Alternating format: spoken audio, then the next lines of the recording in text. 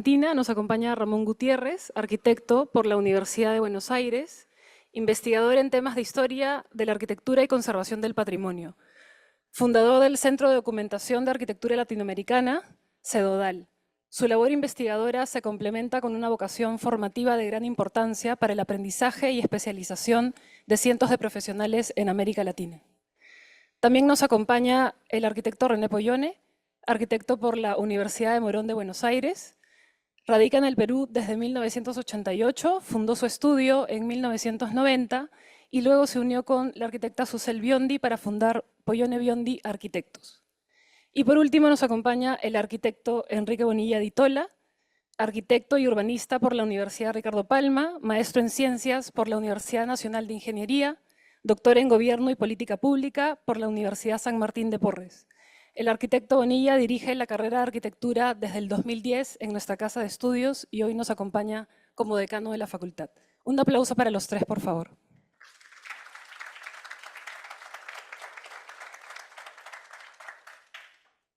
Bien, adelante, ya los escuchamos. Gracias. Bueno, lo primero que vamos a hablar son los sueños ajenos y los sueños propios.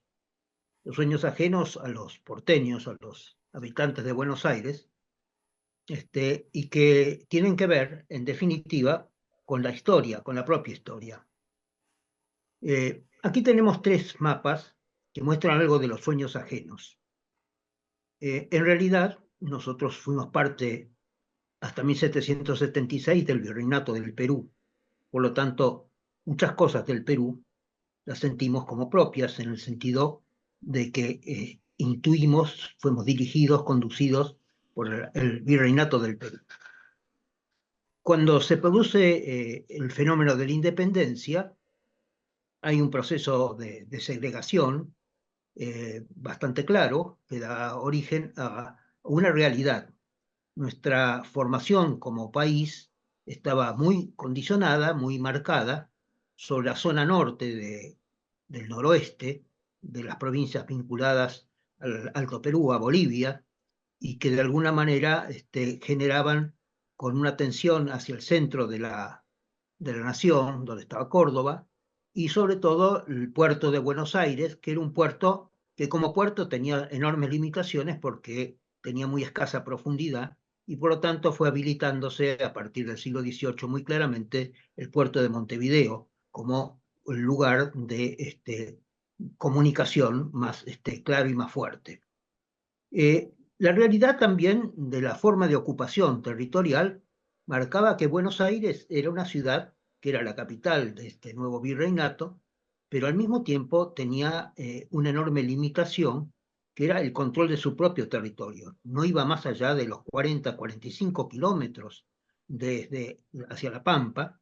Las zonas de control con fortificaciones de general rurales, fortificaciones pasajeras, frente al indígena, y por supuesto una desocupación muy grande del resto del territorio. En el momento de la independencia, por lo tanto, la ciudad de Buenos Aires tenía una importante vinculación con lo que era el Uruguay, con lo que fue la zona sur del Brasil, que también era parte originariamente del territorio hispano en el continente, pero evidentemente tenía limitaciones de otro tipo. En esas limitaciones de otro tipo se va a basar justamente uno de los hechos interesantes de la historia, que es el manejo de la cartografía. Ven ustedes tres secuencias de identificación de países y van a encontrar con que de pronto, bueno, existe lo que se llama la Confederación Argentina, se va reduciendo con la independencia de Bolivia, pero al mismo tiempo aparece siempre un país, Patagonia, inventado por los ingleses, que tenían aspiración propia. Y ahí viene el sueño ajeno, ¿no es cierto?, de ocupar un territorio muy grande hacia el sur del país. Buenos Aires va a ser, después de largos conflictos internos, a partir de 1880, la capital del país. Y entonces comenzará todo un proceso de anexión de la zona sur de ese país, y al mismo tiempo las distintas y menguadas circunstancias de otros conflictos bélicos que hubo durante el siglo XIX en esta zona, en esta región. Pero esta ambición de alguna manera, tener el sueño de una ciudad propia, se toma en este plano que realiza aparentemente el ingeniero Bevans, pero que se pensó en que había venido con la invasión inglesa del año 1806, es decir, de cómo hacer una nueva ciudad basada en unos conceptos totalmente distintos a lo que había sido la traza de la cuadrícula tradicional y de las manzanas regulares de los españoles. Por lo tanto, la presencia de las diagonales, la organización de múltiples plazas, elementos de una característica de diseño que tiene más que ver con la mentalidad del siglo XIX, de principios del siglo XIX, y que ya estaba marcando esta idea. Obviamente, este proyecto, que se ha dado por algún caso pensar en que podía ser un proyecto para la ciudad de Buenos Aires, pero que en realidad seguramente era para la fundación de nuevas ciudades, en lo que debería ser el dominio inglés dentro de la de la Argentina, entonces evidentemente era parte de ese sueño propio. Sueño ajeno y al mismo tiempo la idea de cómo nosotros íbamos a resolver los problemas de esta Buenos Aires, que estaba de alguna manera limitada en ese territorio inmediato. Y los comerciantes ingleses, que son los que van a tener muy claramente la idea en estos primeros años de la independencia de cómo tratar este territorio, tendrán un papel decisivo en la diplomacia para crear otro país como el Uruguay, con aquella idea que el mismo cónsul británico dice, entre el conflicto entre la Argentina y el Brasil, era necesario poner un algodón entre dos cristales y por lo tanto crean un nuevo territorio, hacía que se pensaran soluciones para la ciudad que no estaban dentro de su propia extensión, sino que estaban pensando ocupar lo que podía ser el río. Es decir, el río tenía dos ventajas. Era una tierra que podía ser tierra fiscal a través del relleno, en una zona que, como les decía, era baja, y al mismo tiempo, obviamente, para estos comerciantes ingleses, el estar más allá era un poquito más cerca de Inglaterra, que era quien de alguna manera aspiraba a tener una política decisiva en lo que fuese este proceso de las nuevas independencias americanas. Estas son las ideas ajenas, pero teníamos las ideas propias, las tuvimos por lo menos en esas etapas de conflictos hasta 1880, en los cuales Buenos Aires era la capital del país. Vamos a encontrarnos sus personajes políticos importantes como Sarmiento. Y aquí aparece la primera gran utopía basada en lo que podríamos llamar el desprenderse de Buenos Aires. Sarmiento, exiliado durante el gobierno de Rosas en Chile, va a proponer, escribiendo allí, ¿no es cierto?, hacia mediados del siglo XIX, la creación de un país distinto. Para Sarmiento, el mal del país era su extensión. Un país muy extenso, muy grande, de muchas variedades y características diferentes, tanto en su demografía como en sus capacidades productivas, no era un país manejable, no era un país que tenía la posibilidad de un gobierno de poder que llevara adelante las transformaciones que para él exigía el país. Y entonces plantea un país más pequeño que tendría simplemente el territorio de Buenos Aires, parte del litoral, es decir, Santa Fe, Corrientes, hasta Paraguay, tendría también al Uruguay y sería un país más reducido, dejando de lado lo que había sido realmente el poblamiento efectivo de los españoles desde el centro hacia el noroeste. Por supuesto, había un territorio indio hacia el norte y otro territorio indio hacia el sur, que estaba totalmente sin control. Para resolver este problema, Sarmiento piensa en una nueva ciudad, una ciudad que va a llamar Argirópolis. Está el libro con el cual él narra esta nueva capital para el Río de la Plata, y que estaría ubicada en la isla Martín García, una isla muy pequeña, ubicada en el Río de la Plata entre Uruguay y Argentina, pero que marcaba esa idea muy clara de aislar el poder de mando de las comunicaciones y de las relaciones con la propia población, es decir, una idea autocrática muy claramente planteada. Esta es la primera utopía propia, es decir, cómo me voy yo a un lugar donde puedo manejar todo sin que nadie me controle. Este es, en definitiva, el planteo que va llevando la emoción de Sarmiento. Pasamos de aquellas ideas entonces ajenas de control a estas ideas propias de control. Y claro, bueno, nosotros tuvimos un país muy unitario también, donde la ciudad era el símbolo del poder, la aduana era el símbolo del control económico, y al mismo tiempo el porteño pensó siempre en su ciudad como una gran posibilidad que va a tomar con mucha fuerza aquellas ideas de Ortega y Gasset cuando dice de que el argentino tiene la idea de un futuro peraltado, un futuro amplio, grande, y yo creo que esta imagen hecha hacia fines del siglo XIX, principios del siglo XX, de Buenos Aires ocupando el mundo, es realidad, el mundo del porteño es Buenos Aires. Y entonces esto marca también muy claramente esta idea de ocupación, donde hay un ida y vuelta entre la relación con el mundo y la relación con Buenos Aires.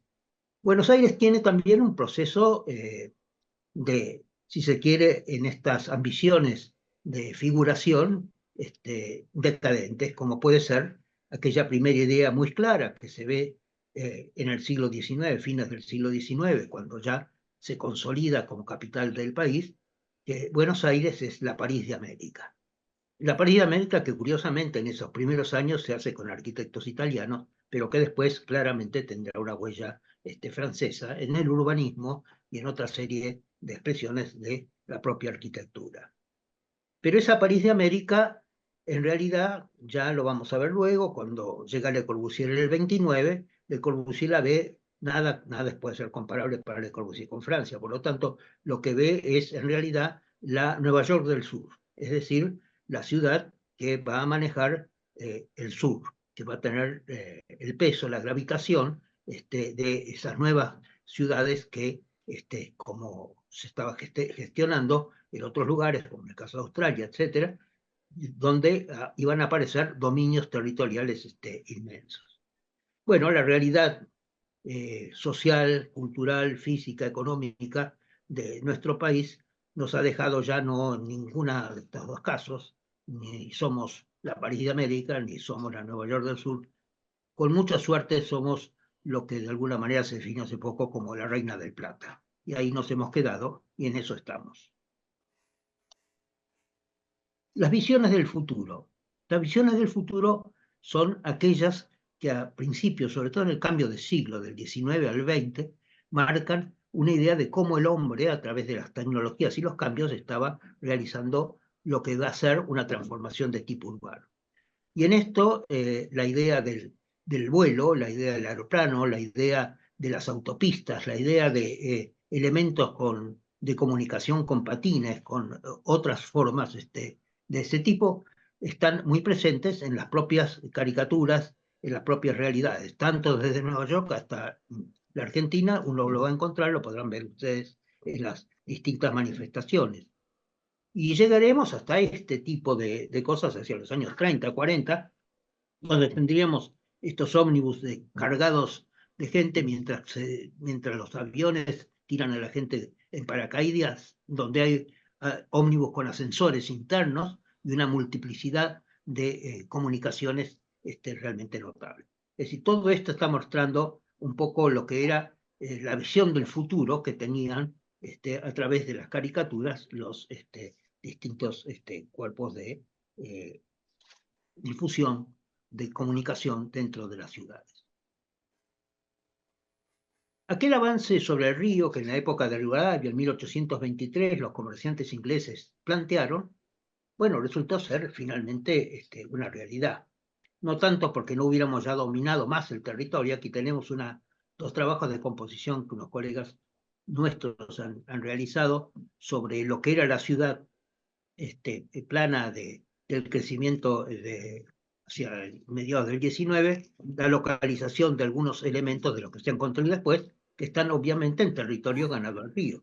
Es decir, la ciudad creció desde la casa de gobierno que está sobre la barranca, rellenó la parte inmediata a la barranca y fue creciendo muy claramente. Y después, con la transformación que viene en la construcción del puerto, que hacen los propios ingleses, luego de una larga polémica entre si el puerto debía colocarse frontalmente próximo a la plaza de la Casa de Gobierno, es decir, frente al poder, o si debía colocarse en definitiva en otra zona, lo que era puerto natural, en el riachuelo, en la zona de la Boca.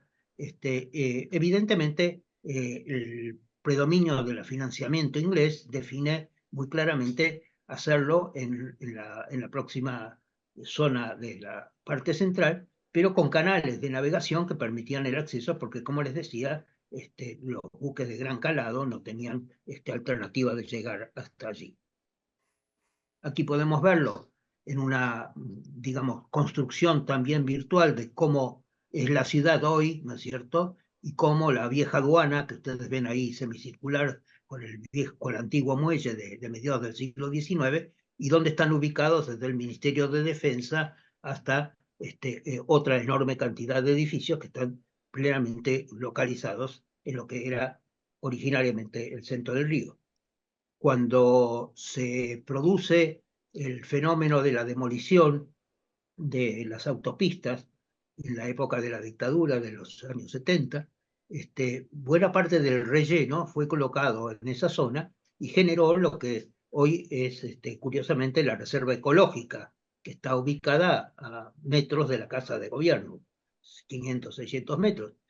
Es muy interesante verificar cómo en esa zona, se ha sido considerada como una reserva ecológica y por lo tanto no tiene una habilitación real, ha vuelto a crecer la misma flora que tenía por la sedimentación que el río y el traslado de las semillas ha traído, y la multitud de especies de pájaros y de animales que tenía la ciudad, que debió tener la ciudad en el momento de su fundación. Es decir, es como un recuperar una memoria histórica de 500 años anteriores.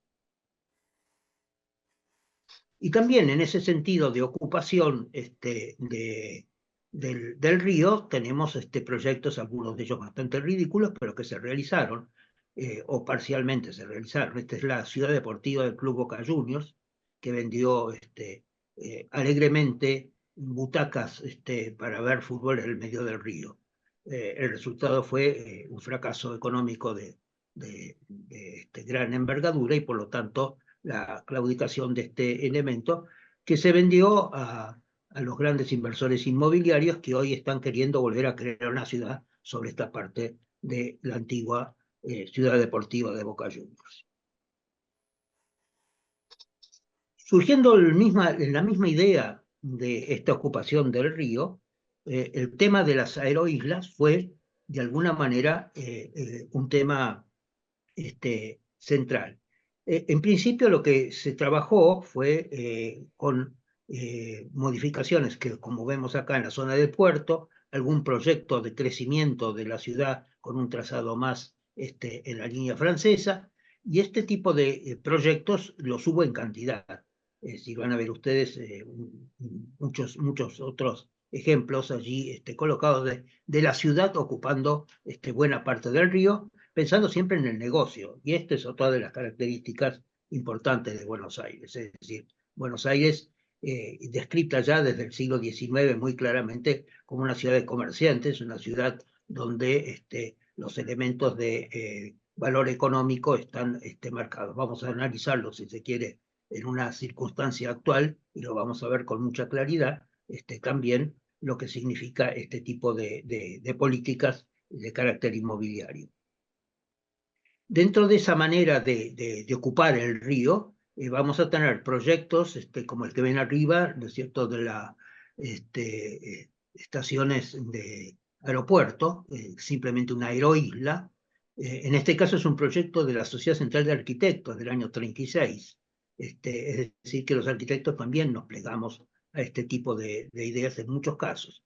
Abajo vemos otro ejemplo que tiene que ver con la valorización de los símbolos históricos. Y esto es una característica también importante y continua desde el comienzo, el hecho de siempre parecernos que nuestros héroes, nuestros próceres, nuestros hechos, nuestras batallas son elementos absolutamente singulares y que nunca encontramos la medida ni el tamaño adecuado como para poder jerarquizarlos. Aquí tenemos una especie de avanzado, un faro sobre el río, ¿no es cierto?, donde estaría ubicado también una suerte de panteón.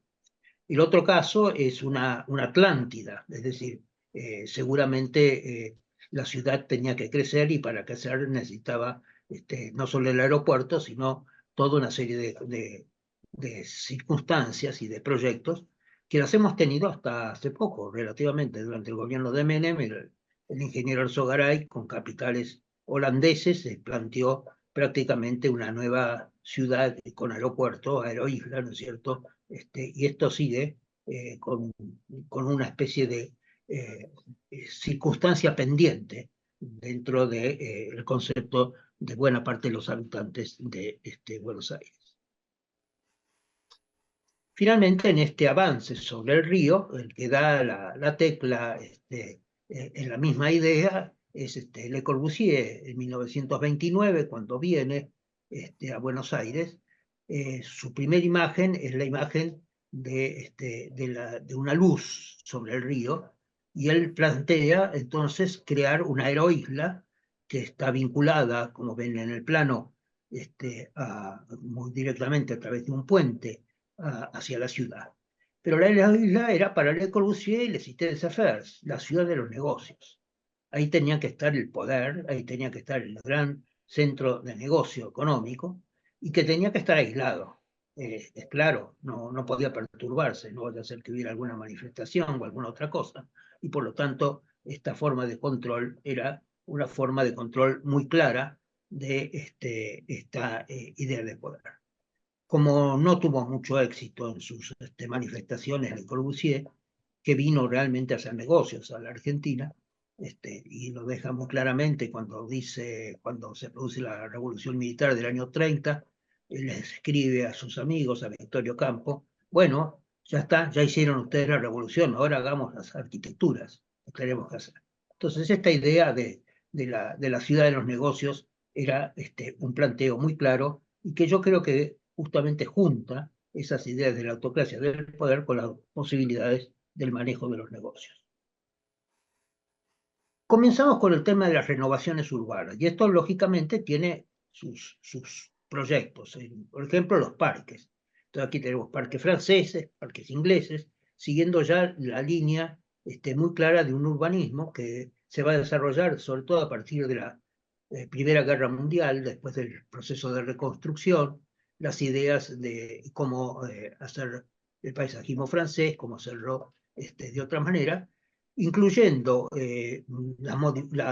como un elemento de trazas más libre y un elemento vinculado, en definitiva, a las posibilidades que tiene la utilización de la naturaleza, incorporando no solamente el ajardinamiento, sino también la propia arquitectura de carácter francés, que forma parte, digamos, de ese juego, donde lo paisajístico está, inclusive en muchos casos, conduciendo el proceso de realización de la arquitectura. Hasta el caso muy claro de la destrucción de la antigua traza de la ciudad, justamente el proyecto para el barrio de San Telmo, el barrio sur, la zona más antigua de la ciudad, donde muy claramente en 1956, a la caída del gobierno peronista, va a plantearse por el arquitecto Antonio Bonet, va a plantearse la necesidad de transformar con el sistema de las grecas corbusieranas, justamente, la superficie completa de esa zona.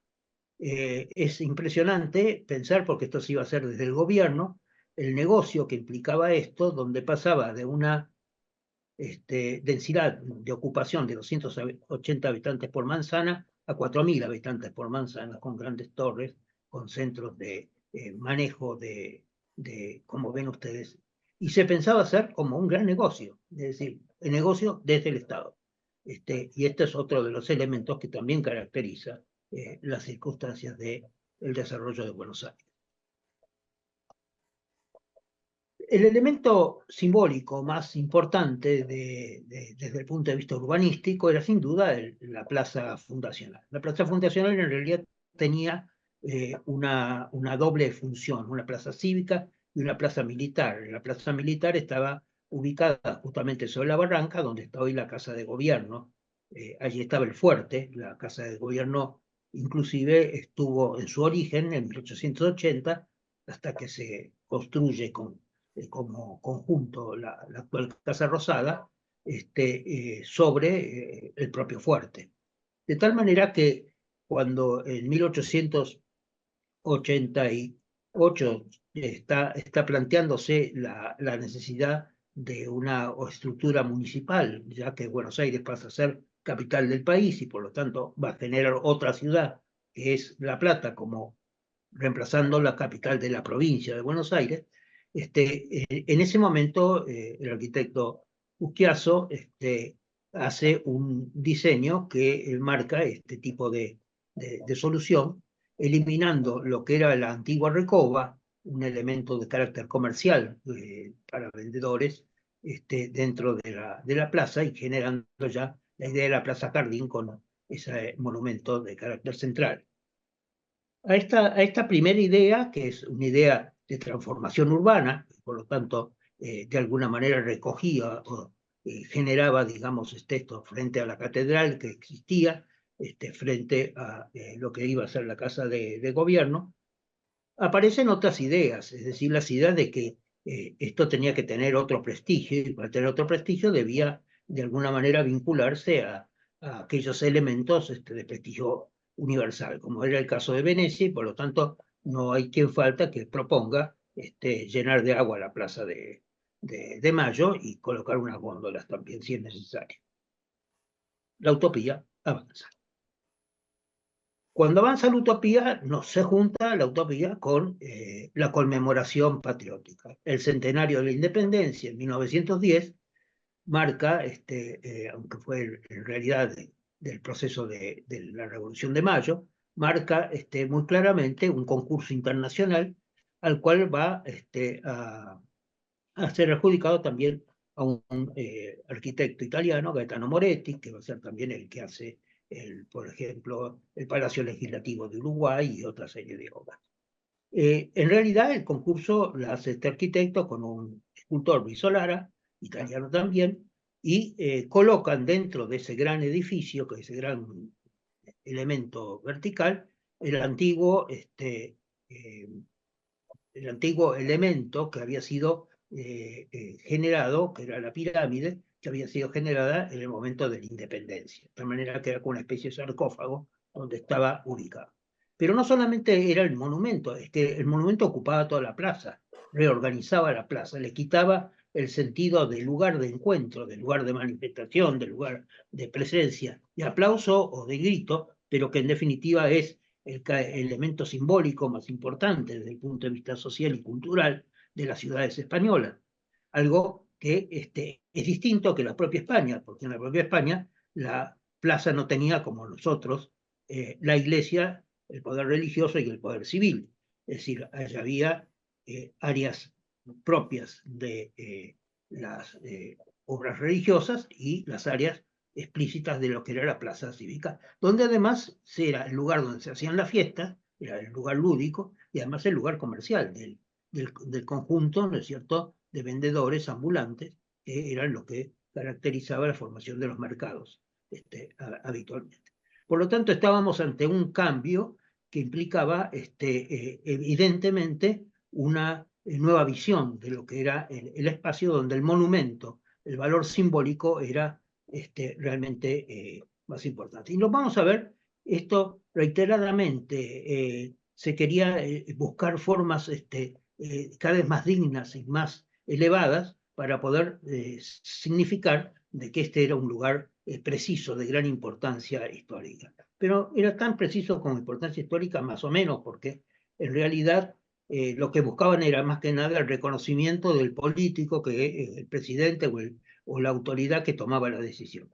porque al Cabildo de Buenos Aires, como veremos en su momento, ¿no es cierto?, también le van a tocar estas fiestas. Por ejemplo, otra de las ideas importantes era ya una transformación de fondo. Transformación de fondo era, por ejemplo, directamente demoler la Casa de Gobierno, la Casa Rosada, y abrir hacia un parque que va a estar sobre la barranca, es decir, bajando la barranca, y después el contacto con el río. Es decir, vean ustedes como aquí se demuele prácticamente el conjunto de arquitecturas de la plaza, pero al mismo tiempo se implicaba demoler catedral, demoler cabildo del municipio y demoler y generar nuevos torres, digamos, simbólicas y edificios para la administración, los ministerios. Aquí tenemos otra propuesta. Vean ustedes la singularidad de que todos los edificios iban a tener la misma traza con este sistema de patios centrales. La plaza también demuele, obviamente, y coloca esas dos columnas donde estaba la Casa de Gobierno. Deja la pirámide en la mitad, la pirámide histórica, en la mitad de la plaza, pero coloca un arco de triunfo, algún otro elemento de referencia para los grandes hechos de importancia, y al mismo tiempo acepta ya algo que el urbanista francés Bouvard había marcado, que era la presencia de diagonales que salían hacia la plaza. Ni la catedral se salvaba. Y las catedrales, ahí se pensaba que podía ser gótica y ser una catedral nueva, o que podía ser un gran panteón, como esta otra solución, que es ya de los años 30. Estamos entonces ante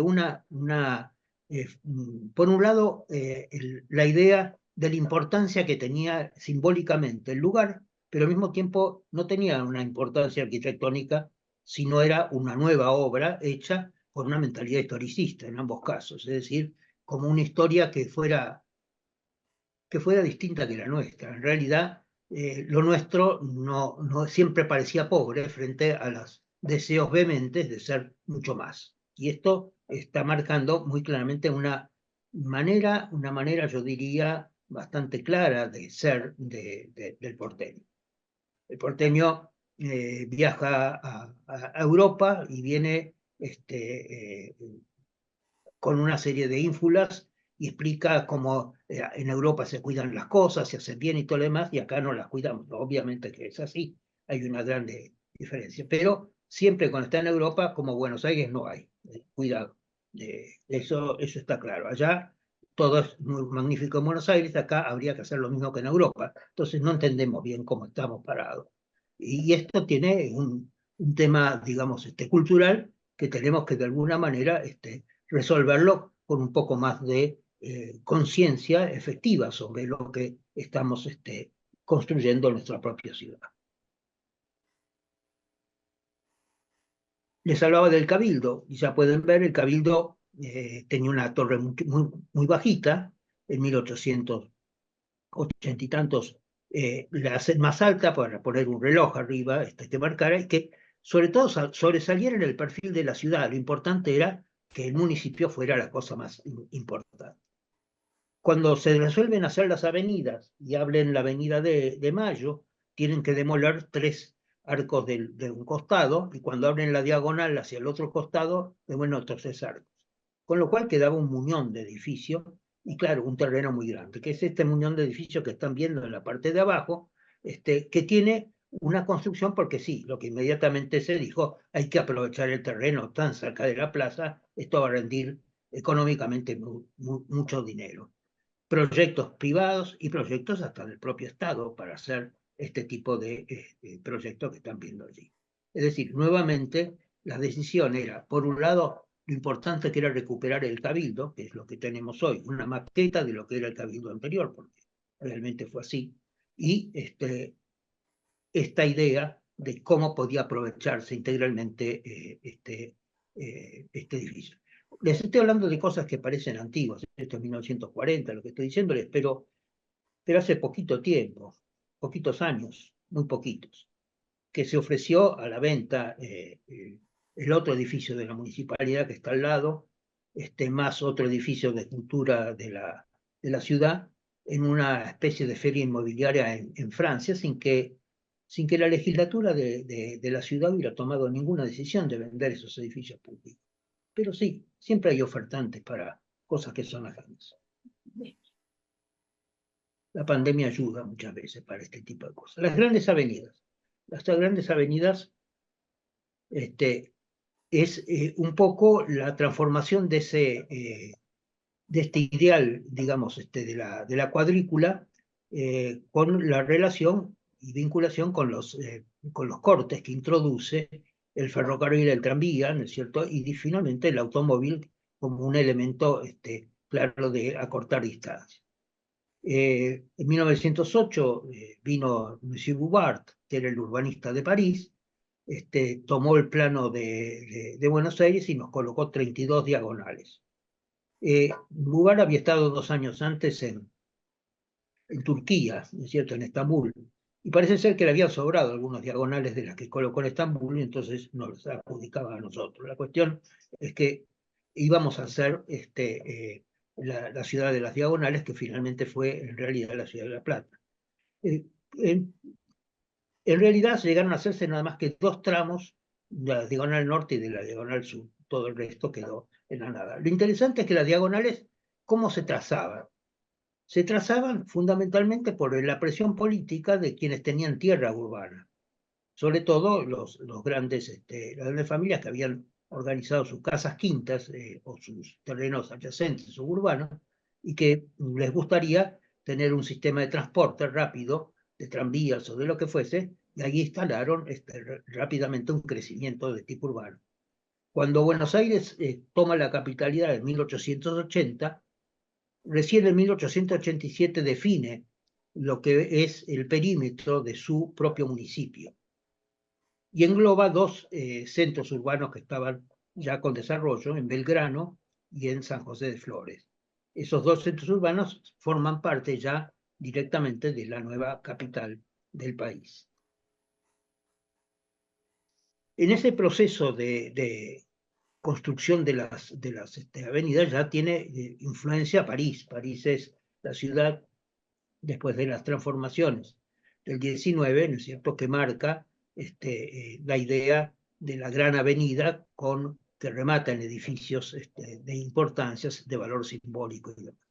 O esta forma de construcción que vemos abajo, donde el municipio, que es el edificio que está a la derecha, demuele el cabildo que está a la izquierda y coloca esta especie de gran arco de triunfo para acceder a lo que era la Avenida de Mayo, que fue la primera gran avenida, donde además de haberse abierto en 1894, va a tener luego, en 1913, la realización del tren subterráneo, el primero subterráneo, el primer subte, metro, que va a existir en Sudamérica y que va a comunicar hacia la otra gran plaza, que va a ser, a partir de 1906, la plaza donde se va a realizar el edificio del Congreso.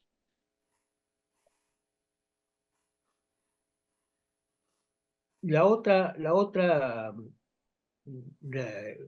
construcción de las avenidas era la avenida transversal, la avenida norte-sur, que es la avenida 9 de Julio.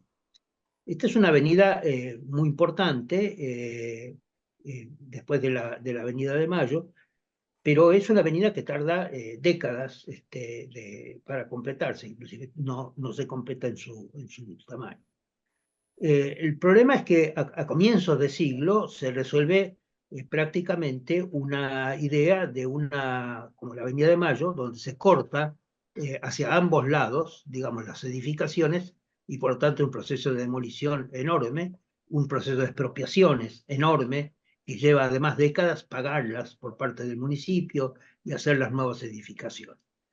En este caso, el urbanista de La Paulera, que se había formado en París, en ese proceso del Instituto Superior de Urbanismo, creado luego de la Primera Guerra Mundial en 1916, está en definitiva marcando esa idea de una parkway, es decir, una avenida que sea una avenida de rápida movilidad y rápida definición. y tiene, digamos, razones y posibilidades de hacerlo en los años 30, comienza en el 36, comienza las primeras demoliciones, y donde se va a colocar el obelisco justamente como un símbolo del cuarto centenario de la primera fundación que tuvo Buenos Aires en 1536. La segunda fue ya en 1580, después del abandono del anterior sitio. Es interesante ver que él consigue finalmente hacer una avenida demoliendo todo el conjunto de manzanas, es decir, todas las manzanas completas. Lo hace sobre todo porque a raíz de que todos esos terrenos habían estado desde 1905 hasta 1936, como 30 años, nadie compraba, nadie vendía, y estaban todos sujetos a expropiación, sabiendo de que de ahí, de alguna manera, con un ancho determinado, sería esto. Los únicos que se opusieron a esto, que se oponían a esto sin decir mucho, eran los que estaban en el Ministerio de Obras Públicas, que para impedir que esto sucediese, encajaron en el medio del trayecto que iba a tener esta avenida, un edificio para el propio ministerio. Con lo cual, todavía la avenida no ha tenido la posibilidad de completarse como se hubiera querido. El otro elemento interesante para analizar es cómo se veía la idea de la homogeneidad o de la unidad que tenía que tener esta idea de la arquitectura al crear la avenida. Lo vemos en el proyecto de arriba, que es de 1909, que son todos edificios franceses, similares, colocados allí. Lo vemos abajo, en 1930, pensando que tendrían que ser todos edificios similares a altura, y en el 36 se pensaba así, es decir, como se hace con la diagonal sur, que es, digamos, una parte claramente homogénea. Entonces, esta es un poco la idea de este manejo que vemos repetido, en algunos casos inclusive con galerías, propilios, y en otros casos con edificios de la misma significación, del mismo tipo de arquitectura, etc. Esto es interesante. La ciudad homogénea, la ciudad era de alguna manera una vieja idea que venía inclusive desde fines del siglo XVIII, de organización, donde las edificaciones singulares eran de alguna manera un contrapunto a esa estructura o esa manera de ver. Por supuesto, era una utopía pensar que se podía controlar en una ciudad donde la tierra pública estaba destinándose a aperturas de las avenidas, las inversiones para recuperar ese gasto se hacen en la venta de los loteos de los terrenos que quedan libres, y evidentemente en ese sentido no había una arquitectura de comunidad, sino una arquitectura de competencia. La otra idea importante que aparece es, ya que no vamos a construir nada más que estas avanzadas, era la fachada sobre el río. La fachada sobre el río era importante. El proyecto de arriba es un proyecto del urbanista francés, paisajista Carlos Thys, que realiza parques y obras en todo el país. Y el de abajo es otro que marca la idea de una unidad de frente, una fachada de la ciudad para el inmigrante que llega desde el río. Es decir, ya empieza a preocuparnos la idea que va a tener el nuevo habitante de la ciudad o el turista que llega a ella, y por lo tanto la carta de presentación es cómo se llega a través de los barcos a la ciudad, y cómo debía verse la ciudad, es decir, la fachada de la ciudad. Por supuesto, todo esto queda más que nada en una idea, en una propuesta de pensar el tema, una propuesta de cómo resolverlo, y una propuesta que en definitiva no tiene viabilidad ninguna para poder realizarse.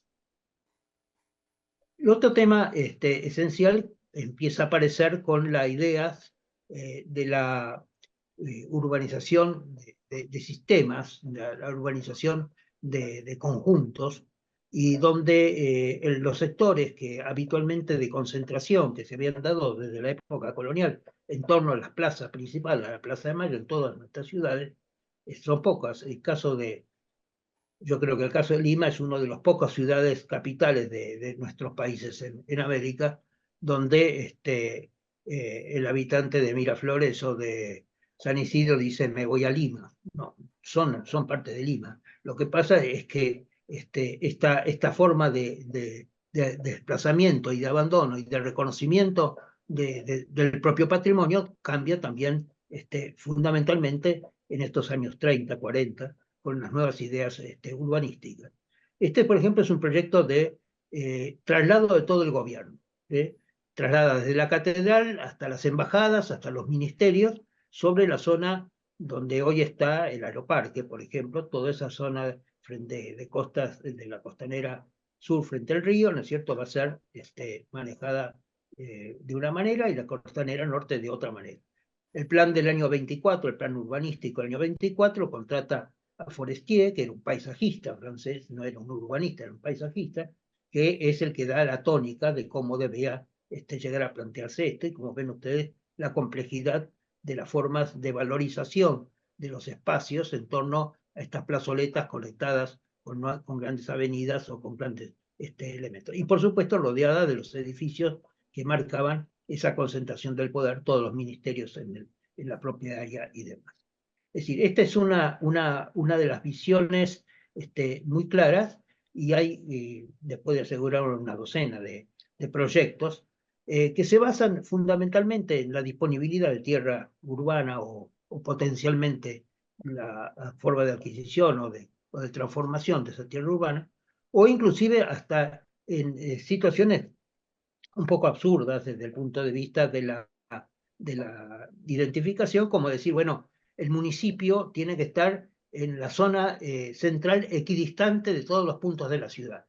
Pero la ciudad no había crecido homogéneamente y tenía evidentemente distintas maneras. Entonces buscaban un parque, el que estaba más a la zona, y ahí debía colocarse la municipalidad. Bueno, estas son de alguna manera formas de plantearse las utopías de cómo debía ser una reglamentación de tipo geométrico, de tipo de distancia, lo que fuese, como punto de referencia.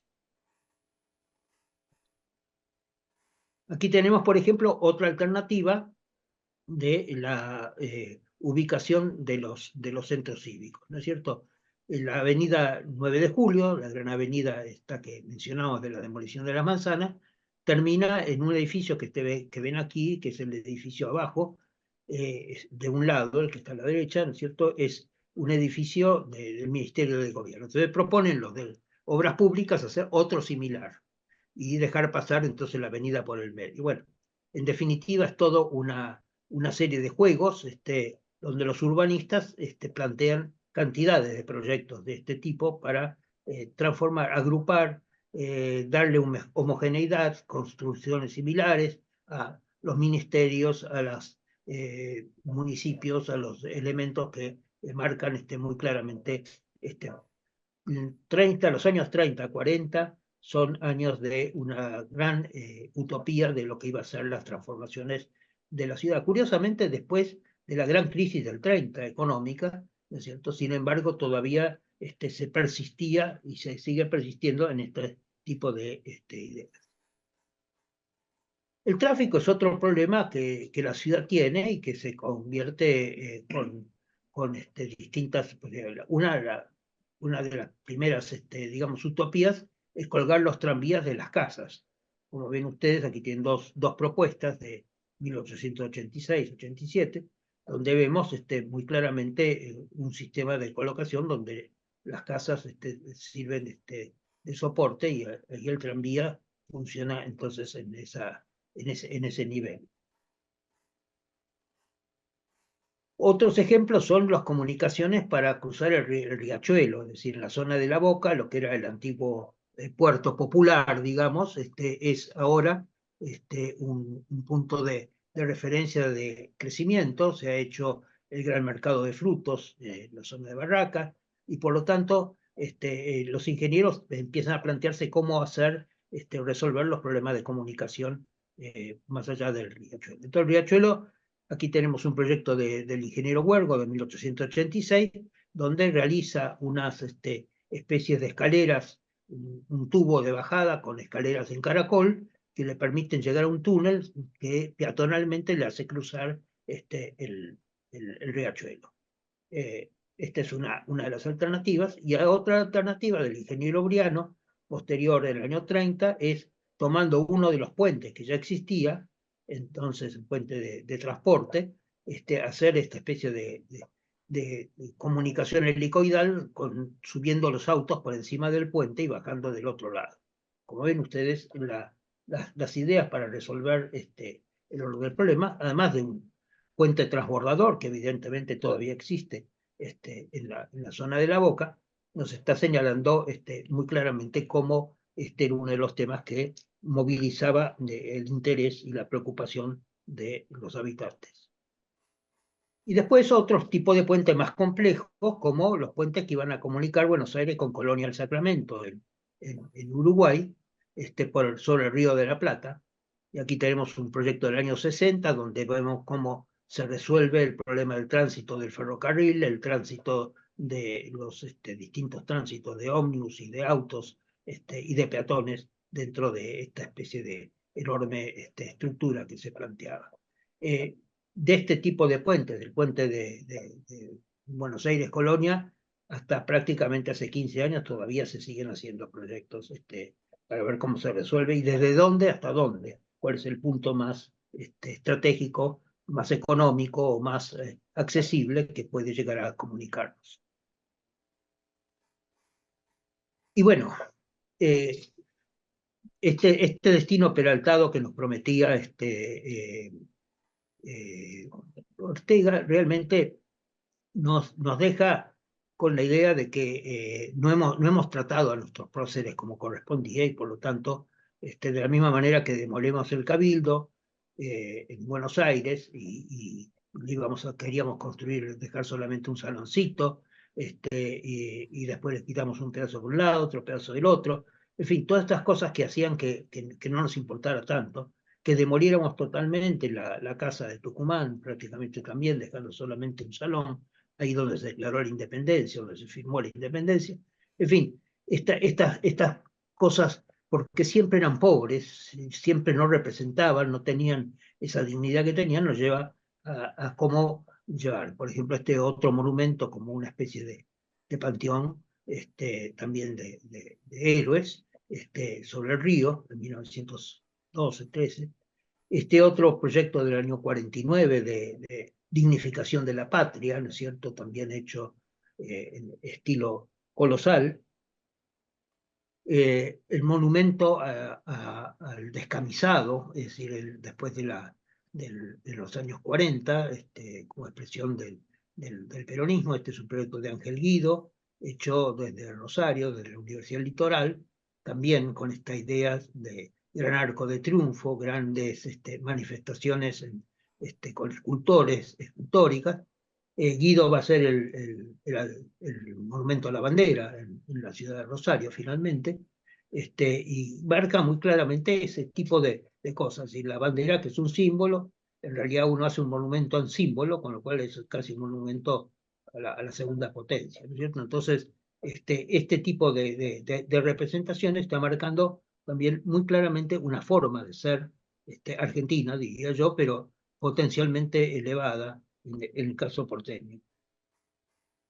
Hasta llegar a la idea de que el monumento al descamisado era realmente Perón y que por lo tanto la figura tenía que ser esta, un monumento que iba a tener una altura de 137 metros y que adentro tendría estas escaleritas, lo pueden ver en corte, que permitía llegar hasta los ojos del conductor.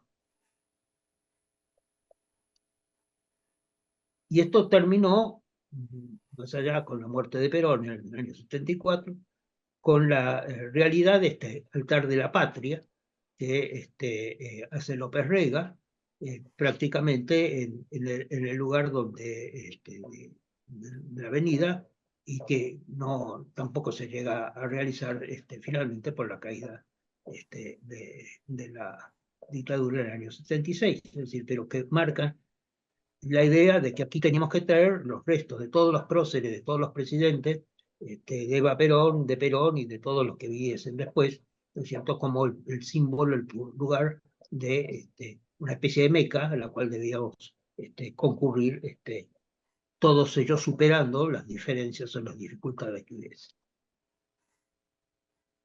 Una última manera de mostrarles estas formas de utopías, de elementos que marcan nuestras ideas de transformación, es también aquellas que nacen de las búsquedas ideológicas.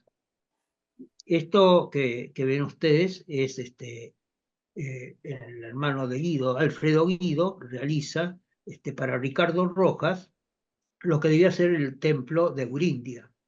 Ricardo Rojas, como ustedes saben, escribe, Ángel Guido lo acompaña, ¿no es cierto?, una idea de que había que buscar una arquitectura y un arte propia de América, y que por lo tanto debía reunir los espacios y en la arquitectura las manifestaciones o las formas propias de Alfredo Guido dibuja este templo de Eurindia, y si queremos lo podemos relacionar con la basílica de, de Santa Rosa de Lima, ¿no es cierto?, donde el neoperuano está también manifestándose esta misma idea.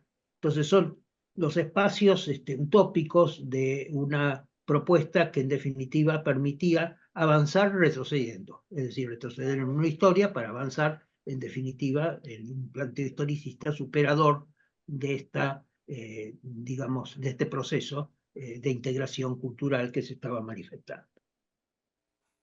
Aquí tenemos, por ejemplo, también un cementerio americanista de obra del arquitecto Héctor Gres-Levin, proyectos que muestran Gres-Levin junto con un Ángel Pascual, que era un arquitecto español, sevillano, muestran nuevamente esta búsqueda entre la recuperación de los elementos propios de la arquitectura prehispánica con elementos claramente identificados con procesos culturales occidentales de diferente carácter.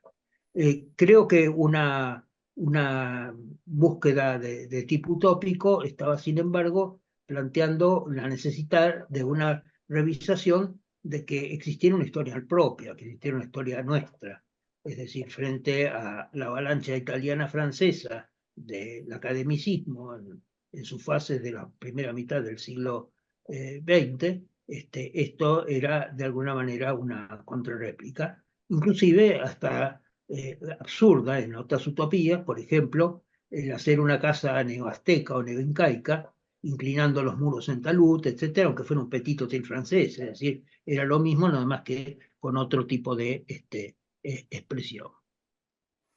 Y en las utopías estaba también esa búsqueda de la nueva ciudad, la nueva capital.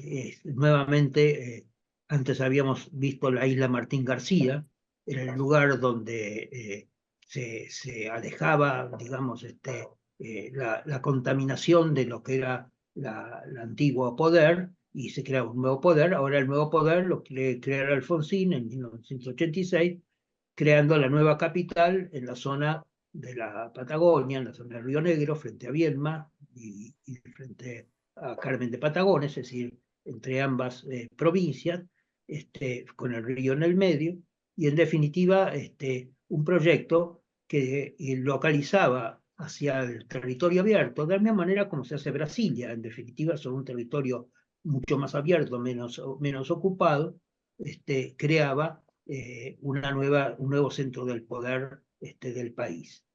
Desde nuestro punto de vista, yo creo que esto también equivocaba el lugar. Alfonsín siempre lo defendió mucho desde el punto de vista de un ensueño que él había tenido hacia la Patagonia, pero yo hubiera pensado más en cómo comunicarlo, no alejarlo del epicentro, digamos, del continental, sino acercarlo justamente a los países con los cuales se iba a tener y se tenía posibilidades de una formas de relaciones más intensas. Por supuesto, esto quedó en lo que ustedes están viendo, los planos, distribuciones de funciones, inclusive hasta una programación de alturas y demás, pero no quedó en ninguna otra cosa más allá de inversiones muy grandes de dinero para adquirir tierra, para favorecer estudios, etc. Otros de los delirios lo hace Menem con su gente de ciencia y técnica, donde el doctor que estaba a cargo decía que con los dólares que le habían regalado iba a ser un Silicon Valley, que tiene, como ven ustedes, la forma del Pentágono, es decir, ya estábamos equivocándolos de entrada, pero además su idea era que en definitiva pudiera leerse Menem, que es evidentemente una, digamos, lugar donde la forma de colocación de las torres permitían entender las letras de esa manera. Esto también quedó absolutamente en nada.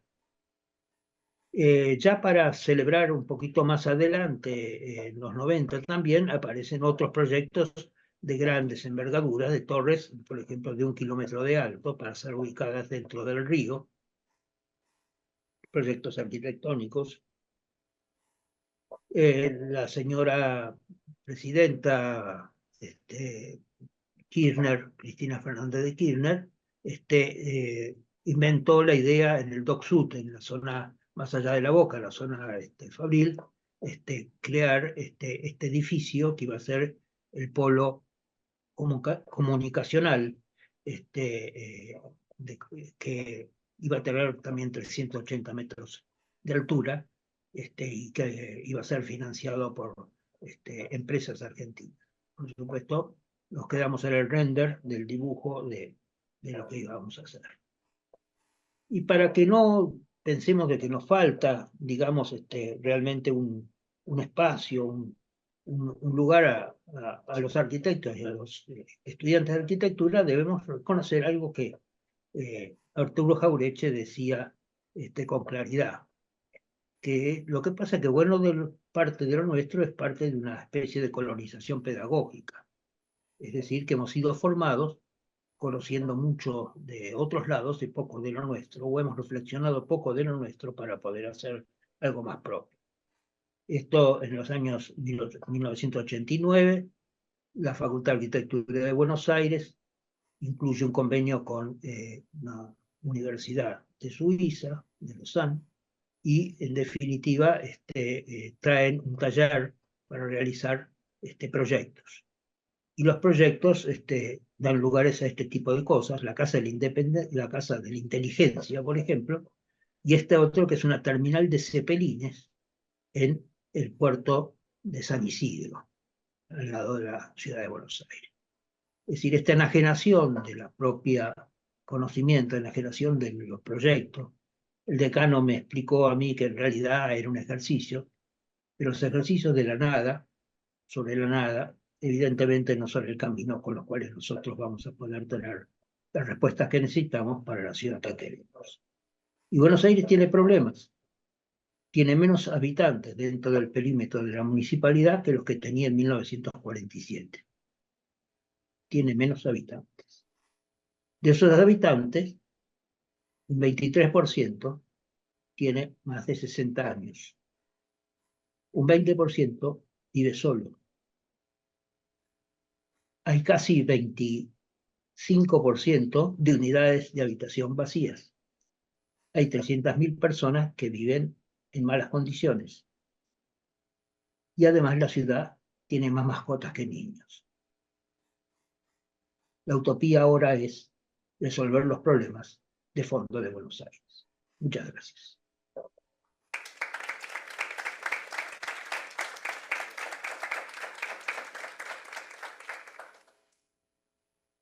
Gracias, Ramón. Invitamos a los arquitectos René y Enrique a pasar adelante, por favor. Bueno, buenos días. Feliz de estar acá con ustedes. Ike, gracias por invitarme. Ramón, Buenos Aires, qué gusto verte. Nos hubiera gustado tenerte aquí, pero bueno, ya será pronto. Bueno, Quique me invitó a una charla de café, ¿ya? De esas que hemos compartido en la Biela, en Buenos Aires, Quique y yo, disfrutándola, sentados al lado de la estatua de Borges y de Bioy Casares. yo quiero decirles dos cosas para mí fundamentales. Uno, yo no nací en Buenos Aires, y la otra, a mí me encanta Buenos Aires. Disfruto Buenos Aires y adoro Buenos Aires. Yo nací en Luján, que es una ciudad como a 60 kilómetros al noreste de Buenos Aires, y mi paisaje es pampeano, es decir, está rodeado de campos, etcétera, una ciudad pequeña, donde hay una de las utopías construidas, que es una catedral neogótica de 109 metros de altura, donde está la Virgen de Luján, que es una virgen, para los que tienen fe, milagrosa, en fin, y que se hacen unas grandes peregrinaciones desde Buenos Aires y el entorno de Buenos Aires hacia Luján. Pero mi peregrinación de niño era al revés, era al reverso. Yo peregrinaba a Buenos Aires. Iba a visitar a mi tía monja y a mi tío, que era mi padrino, y a mis primas, y me encontraba con esas callecitas de Buenos Aires que tienen ese qué sé yo, viste, como dice el tango. Y a esas callecitas yo las había visto dibujadas por Quino en Mafalda. Eso que creía de chico, al no conocer tanto Buenos Aires, que era un invento de Quino, no era más que el reflejo real de Buenos Aires. Y en Mafalda, Quino define además del carácter de la ciudad como el carácter de este ser porteño y de ser argentino. Había develado en estos personajes el espíritu de Buenos Aires. Luego está la Buenos Aires de Sabugo, ahí saludos, donde en los cafés se sientan los sabiondos y los suicidas, cada uno en un lugar muy preciso. Los sabiondos en el centro del café y los suicidas en un rincón. Sabugo también dice que una de las leyes que tendría que haber es donde se destruye un teatro hay que construir un teatro, donde se destruye un café hay que construir un café, donde se destruye una librería hay que construir una librería. Las ciudades están hechas de aquellas arquitecturas memorables y de las otras, de esas que son un ladrillo más en la pared, pero están hechas más de sus calles, de sus librerías, de sus teatros, de sus plazas, pero sobre todo de lo que la gente hace en ellas. Y en Buenos Aires la gente hace muchas cosas, y Buenos Aires lo permite y lo celebra. A Buenos Aires la vislumbró Juan Díaz de Solís, y luego, yo digo, y utópicamente, se fundó 3 veces. 3, Ramón, no 12. Una en 1536, que la funda Pedro de Mendoza, y es destruida, y la segunda la funda Juan de Garay en el 1580. Pero la tercera, en 1951, la funda Jorge Luis Borges, cuando escribe el poema La Fundación Mítica de Buenos Aires. Y creo que esto liga a la conversación que acaba de tener Ramón. Se las voy a leer. Dice, y fue por esa... no veo nada, pero bueno. Y fue por este río de soñera y de barro que las proas vinieron a fundarme la patria. Irían a los tumbos los barquitos pintados entre los camalotes de la corriente zaina. Pensando bien la cosa, supondremos que el río era azulejo entonces, como oriundo del cielo, con su estrellita roja para marcar el sitio en que ayunó Juan Díaz y los indios comieron. Lo cierto es que 1000 hombres y otros 1000 arribaron por un mar que tenía 5 lunas de anchura, y aún estaba poblado de sirenas y endriagos, y de piedras imanes que enloquecían la brújula. Prendieron unos ranchos trémulos en la costa, durmieron extrañados. Dicen que en el riachuelo, pero son embelecos fraguados en la boca. Fue una manzana entera, y en mi barrio, en Palermo.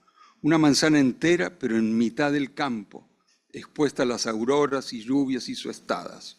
La manzana pareja que persiste en mi barrio, Guatemala, Serrano, Paraguay, Gurruchaga. Un almacén rosado como revés de naipe brilló y en la trastienda conversaron un truco. El almacén rosado floreció en un compadre, ya patrón de esquina, ya resentido y duro. El primer organito salvaba el horizonte con su achacoso porte, su habanera y su gringo. Un corralón seguro ya opinaba Irigoyen.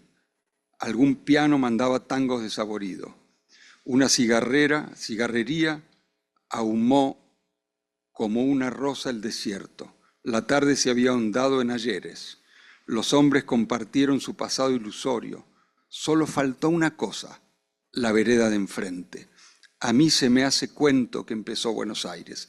La juzgo tan eterna como el agua y el aire. Utopías de Buenos Aires, de Ramón Gutiérrez, es otra forma de contar Buenos Aires. También podríamos hablar de la utopía de Buenos Aires, ese que se inventó la nostalgia de todos los inmigrantes que pusieron una memoria inventada a la vez de cada pueblo al que no regresaron jamás. ¿Es posible pensarse fuera de la utopía? ¿Intentar ser real? ¿No será la utopía ese derecho fundamental a inventarse, a ser el otro, como dice Borges? ¿No será el motor fundamental de la invención del ser argentino? Al fin, como dice Sócrates, solo los cadáveres tienen identidad. La utopía es como el horizonte. Cuanto más va para allá, más lejos queda, nos recuerda Serrat. La utopía no sirve más que para echarse a andar. ¿Cómo no voy a hablar de Buenos Aires si es otra forma de saber quién soy? Canta Susana Rinaldi. Listo.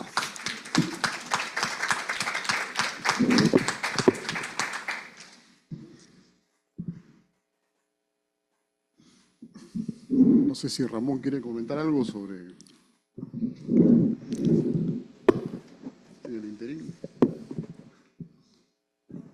Simplemente decirle que sí, como hacía Galeano, la utopía sirve para enseñar a caminar. Pero el problema es cuando sabemos que tenemos que vivirla y desentrañarla de una manera que no sea utópica. Eso al final es complicado siempre. A ver, ¿qué digo? Yo tampoco nací en Buenos Aires. Tampoco nací en Lima. Y yo soy huancaíno y bueno, vivo en Lima hace muchísimos años, pero eso no me hace limeño. Aunque de repente también he vivido en Buenos Aires sin darme cuenta. Y eso Ramón lo tiene más o menos explicado porque la gente de mi generación se crió dentro de una determinada cultura que está marcada por la Argentina. O sea, leíamos Villiquen, leíamos El Gráfico. Cuando fuimos un poco más grandes y nos gustaba el rock and roll, leíamos Pelo. Mi papá compraba la revista Gente Argentina y mi madre leía Para Ti y entonces sabíamos un poco más de todo. Y eso no era extraño porque incluso en el sur del Perú pasaba que, por ejemplo, en el Cusco llegaba primero la nación antes que el comercio.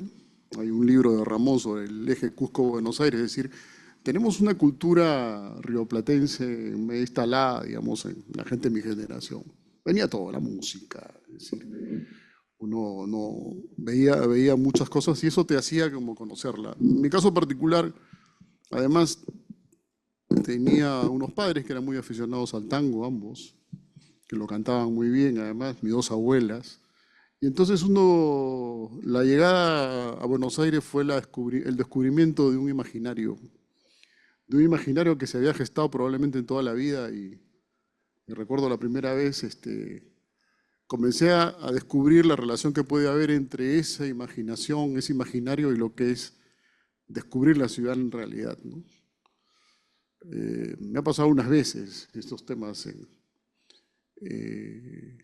Me pasó ya siendo arquitecto, la primera vez que llegué a Roma, que corrí a buscar la Plaza de España, no miré ni siquiera el Vaticano, me fui a la Plaza de España, porque me había encantado la película Nos habíamos amado tanto y la escena en la Plaza de España es fantástica, ¿no?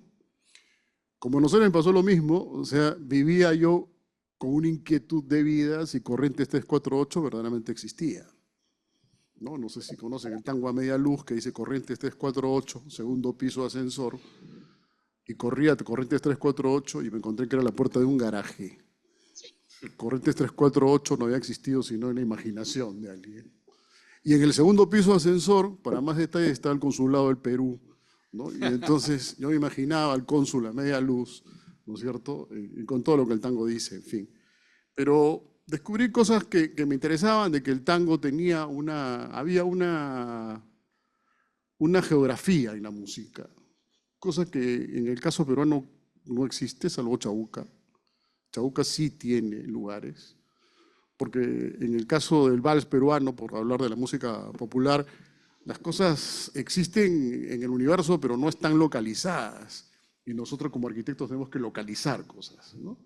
En el tango las cosas son precisas, a veces son de una manera, bueno, Corrientes 348, después habla de Juncal, San Juan y Boedo Antiguo, por ejemplo, que eso sí existe, por supuesto, ¿no?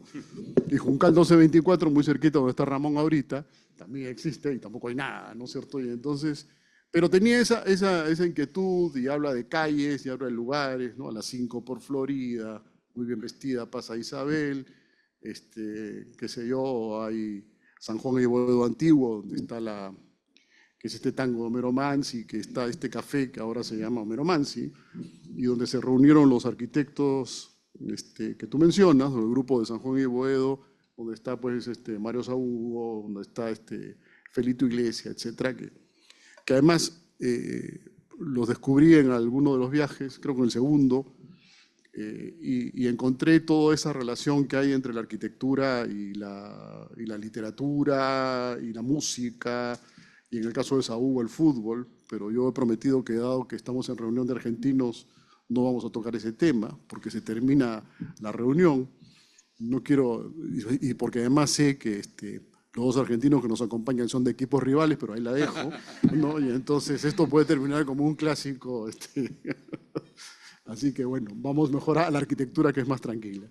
Entonces creo que hay una especie de imaginario de Buenos Aires que creo que está planteado a partir de la Fundación Mítica de Borges, que está siempre, ¿no? O sea, Borges es el hecho, además, borgiano, que lo mencionaba ayer, del Aleph, ¿no? De encontrar en un sótano, una casa en Buenos Aires donde se mire el universo, donde es posible. ¿De qué otra parte del mundo se podría mirar el universo? Tenía que ser solo Buenos Aires, o sea, no hay otro lugar que diga, no voy a mirar el universo, el Aleph es eso, ¿no? Y bueno, y viene todo este tema que es interesante siempre y que ha sido probablemente el leitmotiv, ¿no? O sea, de acuerdo con la utopía. La utopía, hay muchos alumnos aquí presentes y claro, la gran preocupación es decir, ¿cómo debemos tomar la utopía? La utopía tiene un lado positivo, como le decía Ramón, un poco parafraseando a Eduardo Galeano, ¿no? La utopía está en el horizonte, hay que caminar hacia ella, pero en la medida que nosotros caminemos hacia ella, si avanzamos 2 pasos, la utopía retrocede 2 pasos. Si damos 10 pasos, la utopía retrocede. La utopía siempre estará en el horizonte. Creo que el trabajo de un arquitecto es siempre estar mirando a la utopía. Y en el caso creo que un arquitecto siempre debe arrancar por una utopía. No debe terminar en una utopía, que es el otro problema. Claro. El otro problema es terminar ahí, ¿no? El problema es empezar. Cuando uno empieza y cuando esa utopía se vuelve una utopía realizable, aterriza, creo que es importante, ¿no? Yo miraba la exposición y me había reservado unas cosas que no dije ayer para hoy, que es una reunión un poquito más entre profesionales, y decía, existe en primer lugar la utopía como referente. Caso de Buenos Aires, referente París, referente fuertísimo, además, sobre todo en el siglo XX. Tan fuerte que a Le Corbusier lo mandaron de vuelta. O sea, cuando Le Corbusier llega, lo voy a decir en términos porteños, le dieron 0 de bolilla. O sea, Le Corbusier dio vueltas, le tocó las puertas a la Sociedad de Arquitectos, la Sociedad de Arquitectos de Buenos Aires no lo recibió. Imagínense, no lo recibió. Claro, Le Corbusier no era Le Corbusier, digamos, ¿no? Pero ya más o menos el tipo iba ya presentando ciertas cosas, como dijo Ramón, fue a hacer negocios, no los consiguió, fue recibido por los intelectuales de vanguardia, ¿no? El grupo de Victorio Campo, con la revista Sur, dio conferencias, tuvo muchas relaciones, se la pasó dibujando. Hemos visto solamente el dibujito de los edificios, pero hay muchísimos. Hay todas las servilletas del hotel dibujadas, en el Hotel Majestic que estaba en 9 de julio, dibujadas, estudiando la manzana, las posibilidades de la manzana, es decir, produjo una barbaridad y sin embargo no encontró el eco que hubiese querido, ¿no? Y Le Corbusier es un personaje que pasa y que después no vuelve. Mucha gente dice, sí, pero volvió a hacer la casa. No, no volvió a hacer la casa. La casa fue una cosa distinta. Eso puede ser otra historia, pero de repente conviene decir, por la gente dice, no, pero ¿y cómo hizo para hacer la casa? No, la casa la mandó por barco. Además, la cosa es... Claro, la construyó Amancio Williams porque la historia de la casa es que el señor Curruchet era un tipo que se vuelve millonario porque es el inventor del instrumental quirúrgico. Al volverse rico, va donde Amancio Williams, le toca la puerta y le dice, he venido a buscarlo porque quiero que me haga mi casa en La Plata. Y le dice, y entonces Amancio Williams dice, muchas gracias, ¿y por qué me ha escogido a mí? Porque queremos que le haga el mejor arquitecto del mundo. Y Amancio Williams, en un arranque así de humildad, le dice, entonces la tiene que hacer Le Corbusier. No sé si lo dijo en broma, ¿sí? Pero el asunto es que, ¿quién es Le Corbusier? Le dijo, bueno, Le Corbusier es arquitecto francés, acá está la dirección. Y al día siguiente, o a los pocos días, embarcó a la esposa y a la hija a París a hablar con Le Corbusier. Le dijo, este es mi terreno, estas son mis características, y regresa. Y después de un tiempo le mandó los planos, le mandó todas las instrucciones, y le pidió, devolviendo el favor, que la construya Amancio Williams. Ahí podemos jugar con otra hipótesis. ¿Cuánto de la casa Curruchet es de Le Corbusier y cuánto le puso Williams? Yo creo que Williams la mejoró, ¿sabes? Sí, yo creo que sí. Es probable. Ahí te dice Ramón, hemos tirado una ahí. A ver. No fue así. A ver. En realidad, Ahora se pone bueno. Ahora está la cosa, ya. En realidad, lo que, y en eso puedo demostrarlo porque tengo una carta del propio propietario, lo tuvo que echar a Amancio Williams. Sí. Porque el problema era que Amancio Williams tenía un problema para hacer arquitectura, no para crear arquitectura, para inventar o dibujar, pero tenía problemas para construir. La prueba está que conocemos una obra exclusivamente. Entonces, Amancio llegaba un momento que la obra estaba por avanzar y decía, no, pero el maestro debe pensar que en realidad este muro hay que correrlo unos 4 o 5 centímetros para este costado. Y abajo con el muro.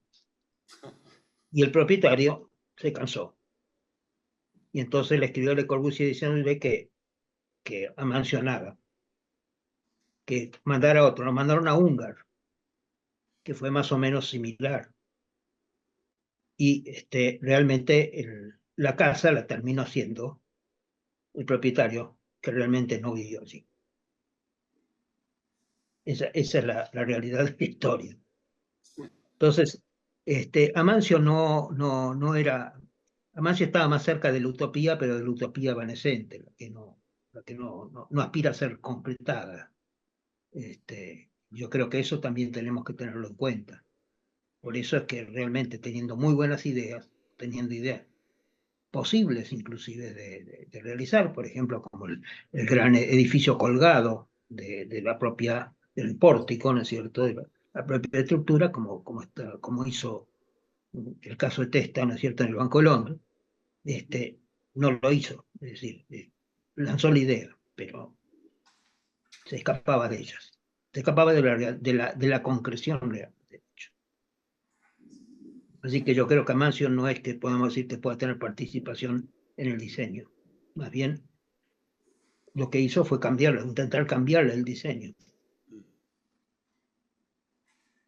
Bueno, y se rompe uno de los mitos. El otro tema con la utopía, Ramón, es el tema de la utopía como experimento. Hemos hablado de utopía como referente, pero la utopía como experimento. O sea, como la posibilidad de experimentar, que esta vez es más riesgosa, ¿no? O sea, esta de los 5 edificios de Buenos Aires, que leyendo el otro día alguna crónica, alguien decía, bueno, pero de alguna manera esa utopía está reflejada en Puerto Madero y en las torres de Puerto Madero hoy en día. No sé qué te parece ese tema de... Yo Ahora te que diría Puerto que Madero se ven nuevos edificios. lo que pasa es que hoy la ciudad la han convertido, es decir, Puerto Madero fue sin duda un gran operativo inmobiliario. La defensa de los urbanistas que no entraron en este juego era convertir todo eso en área de parque o construirlo en una especie de costanera como la de Uruguay, ¿no es cierto? Como el paisaje sobre el río, otra idea, ¿no? Pero fue planteado como un gran negocio y así fue realmente realizado. Entonces, yo creo que en ese sentido sí podemos pensar que hay una misma línea. Lo que pasa es que este es el tema central de la ciudad hoy, ¿no? O de las decisiones de la ciudad hoy. Nosotros estamos construyendo enorme cantidad de edificios de altos costos, de departamentos. Tenemos una población que no lo hemos podido resolver su realidad y ponemos en el mercado simplemente el juego inmobiliario. Este es un tema donde la ciudad está sacrificando, por ejemplo, barrios enteros con construcciones en altura que van destruyendo paisaje urbano de calidad. Lo que decís de muchos de estos barrios están perdiendo su propia, su propia identidad que la tienen, es decir, y sus propias relaciones de escala, de manejo. El hecho de que el país crece en población y que la ciudad decrece se debe al surgimiento de los countries y de que se llevan a la gente joven, pero la gente joven luego se va. Y los countries también están empezando a desaparecer porque quedan con casas grandes para familias pequeñas y con costos altos. En fin, tenemos temas complejos que yo creo que hacen, y con circunstancias además económicas graves, conducciones también graves, que creo que realmente requieren una manera de que a la utopía, que nos puede ser de alguna manera una forma de volar en las búsquedas, ¿no es cierto? Hoy pueden ser acabamos de inaugurar un edificio altísimo de de construcción, digamos, de la arquitecta Zaida, que murió y no hay nada que hacerle. Es decir, y cuál es el triunfo de este edificio y los balcones que hay que ver que ella pensó. Estamos en esos planos. Eso es lo que a mí me preocupa, a mí personalmente me preocupa. Quiero tanto a Buenos Aires, nací en Buenos Aires, he vivido la mitad de mi vida fuera de Buenos Aires, lo cual me da una enorme posibilidad de decir que estoy vacunado. He vivido el interior y conozco lo que es la vida del interior y sé los valores que hay en la vida del interior que no encuentro en Buenos Aires, como valoro las cosas de Buenos Aires que no voy a encontrar nunca en el interior. Es decir, que tengo esa suerte, ¿no? Pero realmente pienso que hoy tenemos que pensar que el tema de las utopías y esta especie de autoengaño que nos hemos hecho de que vivimos en la mejor ciudad del mundo, aunque realmente la ciudad la estamos criticando todos los días, tampoco es el camino, ¿no? Bueno, siguiendo este tema entre realidad o realización y utopía, estamos en un ámbito de estudiantes de arquitectura, algunos profesores jóvenes que los conocimos, Quique y yo, cuando eran nuestros alumnos, en fin. Efectivamente, los arquitectos somos gente que realiza cosas, es decir, que aterriza cosas, y esto significa, en un proceso proyectual, siempre dejar cosas en el camino. Es decir, un proyecto tiene una serie de cosas y una enorme cantidad de descartes, ¿no? Entonces, claro, realizar, lo llevo desde el ámbito específicamente de lo proyectual, pero que se puede extrapolar a muchas cosas, significa también desechar. Significa desechar sueños, significa desechar algunas cosas para tomar decisiones que permitan esa concreción. Entonces, sin embargo, evidentemente, todo proyecto, toda aspiración nace de un cierto soñar algo. Entonces me parece que en ese sentido lo encuentro que Buenos Aires, y además con todo lo que has contado, que algunas son locuras, pero la locura es parte del sueño y en fin, y representa aspiraciones, representa nostalgia, representa querer ser eso que nos imaginamos ser, ¿no? Si lo llevas al plano psicoanalítico, posiblemente tenga que ver, y lo mencionaste, con que nuestro patrimonio histórico era pobre, era de barro, ¿no? Y soñábamos con una ciudad de piedra, ¿no? O sea, con una Roma. Entonces, claro, cuando en 1880 más o menos la población eran 4 millones de habitantes, y quizás me equivoco el número, y 2 millones eran entre italianos y españoles y por ahí. Entonces, claro, uno entiende que vienen estos sueños del lugar dejado, en un territorio inmenso, poco habitado, con una historia a la que, a ver, nuestra historia es inventada. Mitre se se inventa próceres, se inventa un montón de cosas porque no había historia, porque había un ratito de estar acá. Entonces, me parece que en el fondo todo esto que nos pasa a los argentinos, con lo bueno, con lo malo, con lo lindo, con lo feo, todavía sigue navegando en esa idea entre soñar y hacer. Al final, amar la razón y la magia es la entidad de todo arte, como dice Hesse, ¿no? Entonces, me parece que, y tú llevas las dos cosas, y me parece que es lo interesante de toda esta propuesta que haces, por un lado, todos estos sueños locos y no hechos, que algunos son utópicos, otros son simplemente frustraciones, ¿no? Yo no sé si la frustración de no haber conseguido hacer algo puede llamarse utopía, ¿no? La utopía es aquello que soñé y que en el fondo siempre supe que no se va a realizar porque no voy a llegar, pero en el camino hago. En el camino hago eso posible. Cislo, este gran pintor peruano, en un momento lo entrevistan y le dice, y maestro, ¿y usted qué siente cuando termina una pintura? Dice, lo que siento es la historia de un fracaso, siendo tan grande como era, ¿no? Un fracaso, ¿por qué? Porque el hecho real siempre es un poco menor que el sueño. Y entre eso nos movemos los arquitectos. Ahora, quizás, y con esto termino, una de las utopías más frustrantes que tenemos los latinoamericanos es pensar que algún día alguien nos gobernará bien.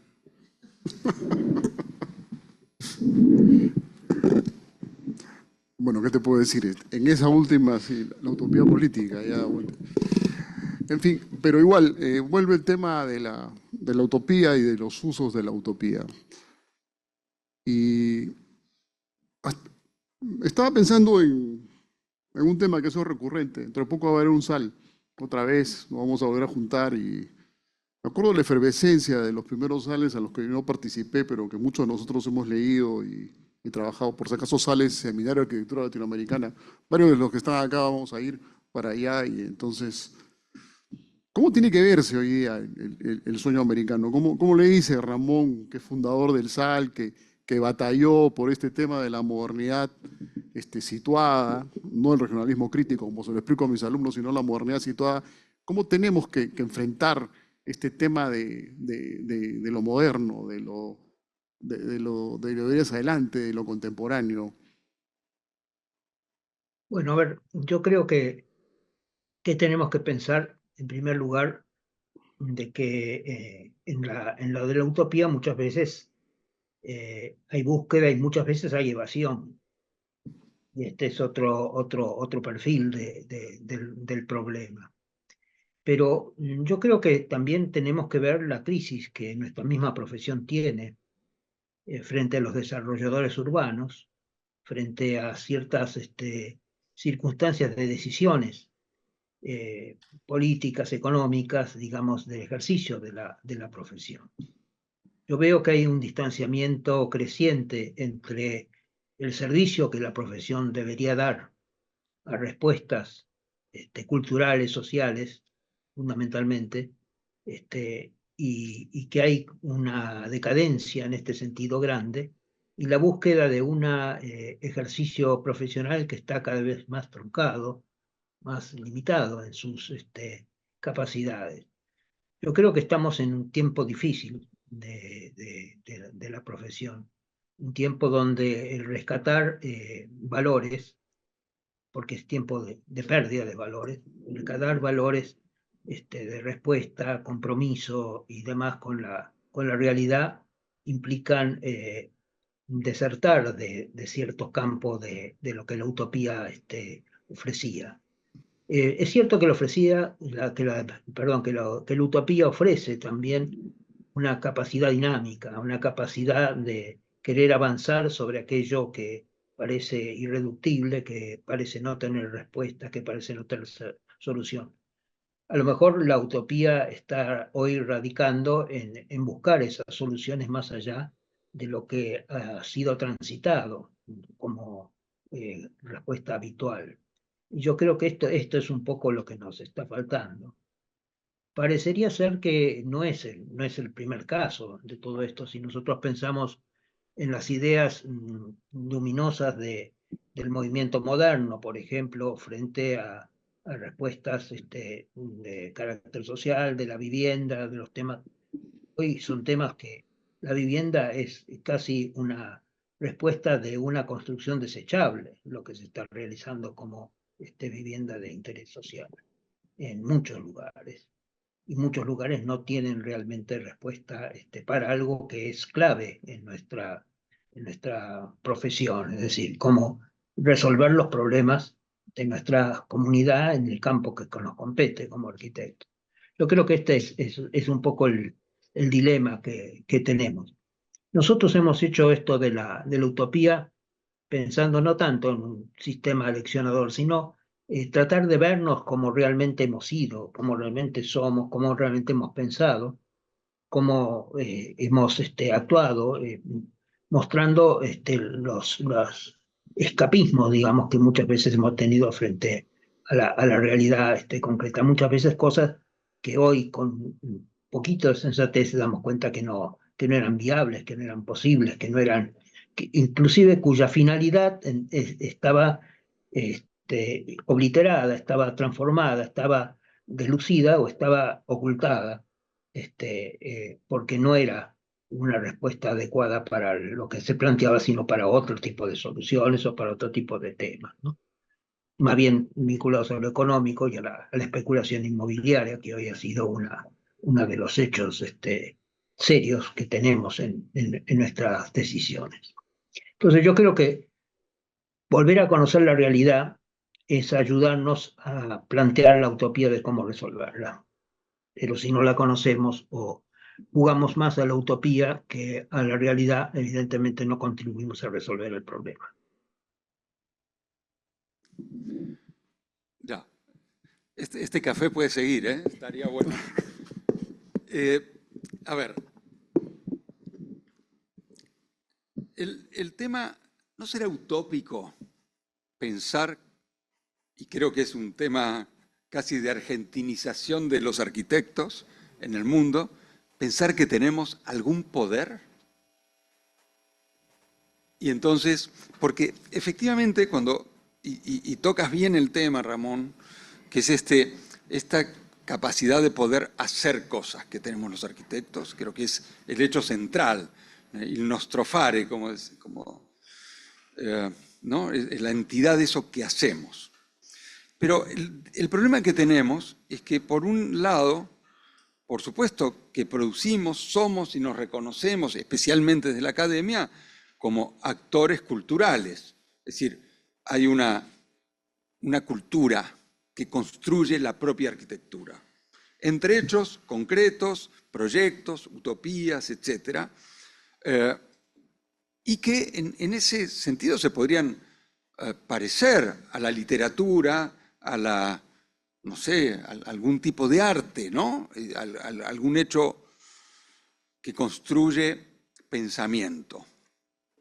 Pero el problema nuestro es que, a diferencia, por ejemplo, de la literatura, que no pretende cambiar el mundo, pretende decir cosas, la filosofía, la historia, por último, denunciar cosas, nosotros pretendemos, además de pensar cosas, hacer cosas y cambiar el mundo. Entonces, pero estamos alejados del poder y nos sentimos como enemigos del poder.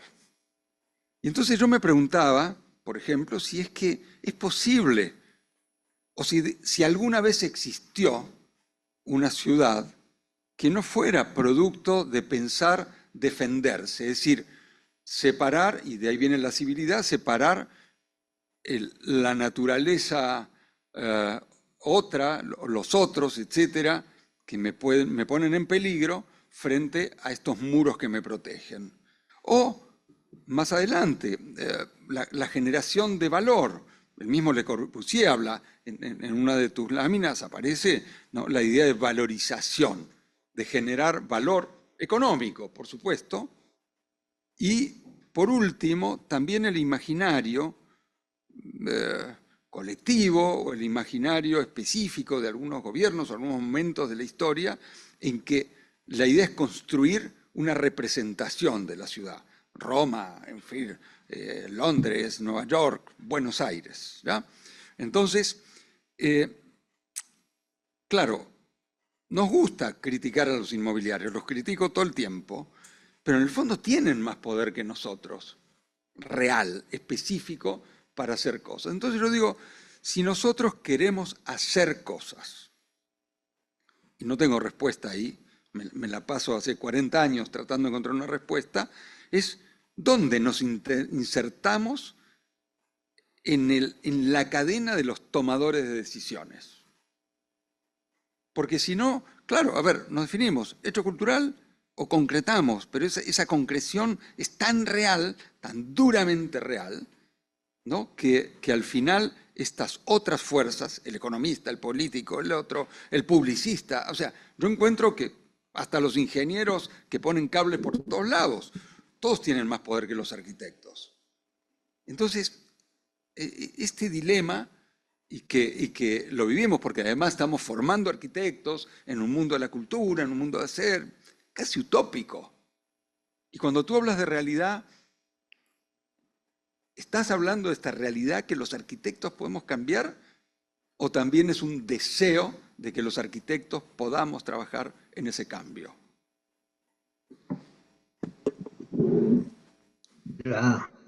Yo creo que los arquitectos tenemos un límite para cambiar, como tiene cada uno de los sectores que actúan. Pero lo que yo creo es que hemos ido admitiendo la distorsión del objetivo de nuestra propia tarea, de nuestra propia acción como arquitectos. Y hemos entrado en el sistema de otra característica de la competencia, inclusive entre nosotros mismos, en nuestra propia profesión. Es decir, el éxito no radica en dar soluciones correctas, sino el éxito radica en hacer tantos metros cuadrados o producir tal cantidad de edificios o singularizar tales tipos de obras, y además premiamos y las calificamos y las valoramos de esa manera. Entonces yo creo que hay particularmente una distorsión entre la pérdida de la función, ¿cierto?, específica que tiene o de las características que tiene nuestra profesión como respuesta para dar soluciones a la comunidad, frente a otro tipo de satisfacciones que evidentemente da la pelea con la cual se mueve hoy el mundo de la arquitectura. Y yo creo que esto ha sido muy, muy claro. El posmodernismo marcó un momento en el cual todo era válido, todo era exactamente igual, lo contradictorio. Y esto llevó, en definitiva, a una pérdida realmente de los valores, de los compromisos, de las ideas que podía llegar a tener, más allá de la singularidad que hacía de que cada uno pudiera hacer lo que se le antojase, en el sentido de que esto era parte de esa competencia, también utópica, de ver cuál era el que inventaba la última cosa. Y yo creo que estamos un poco todavía en este juego si no somos capaces de, nosotros como comunidad, digamos, profesional, de tener nuestro papel mucho más acentuado, mucho menos entregado a esa especie de delirio de ser figuras de una realidad que en definitiva será satisfactoria económicamente, pero poco desde el punto de vista social y cultural. Este es el tema, ¿no? Bien. Creo que esta conversa merece ir a la biela, pero estamos un poco lejos. Así que bueno, quiero agradecerte, Ramón, por esta conferencia y por esta conversación, y a René por venir y estar con nosotros hoy día. Creo que tenemos todavía mucho que conversar y creo que merece otro cafecito más tarde, pero Ramón ya debe estar por ir a almorzar hace rato y nosotros No, también. no, Así yo que cortamos. esperaba cruzar la calle y encontrarme con ustedes, pero veo que no. Entonces, les voy a pedir un favor, Sí. que se tomen un café a mi memoria, por lo menos. ¿Eh? Por supuesto. Bueno, de todas Y que- maneras. y Ok. y les agradezco muchísimo la posibilidad de hacer la exposición. Eso tendría que haber comenzado allí, pero ya me largaron al ruedo con los diapositivos en marcha. Agradecerle a la Universidad de Lima, agradecerte a ti, Ike, a la facultad, a todo el equipo que trabajó, que rearmó la exposición, que le dio el matiz y el carácter que tenía.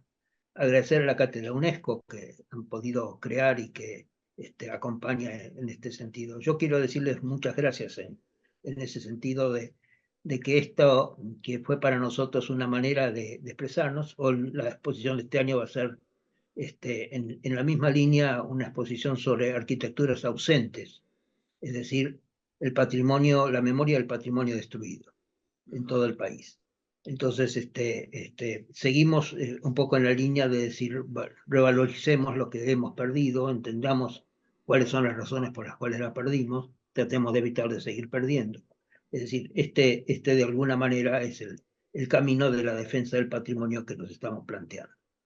Y el año que viene vamos a festejar, y a lo mejor vamos a festejar juntos, los 100 años de la exposición de Art Decoratif de París del año 25 del Art Deco, y hacer una exposición sobre el significado del Art Deco como una búsqueda de transición entre lo que era la arquitectura de la ornamentación con la arquitectura del movimiento moderno y del racionalismo. Es decir, tratar, en definitiva, de encontrar una manera de testimoniar, digamos, un hecho de cambio que la arquitectura misma, a través de esa exposición, llegó a proponernos.